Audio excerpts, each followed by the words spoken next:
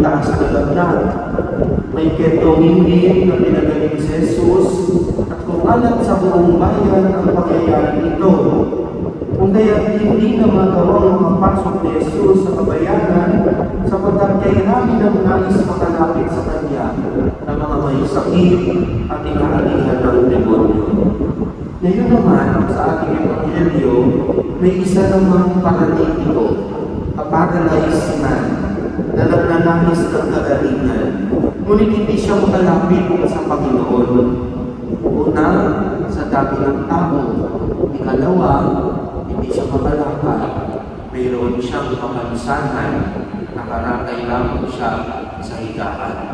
Kaya naman, dinala siya ng kanyang mga kaibigan. Ang sabi, 4 na katao, hindi naan sa bubong.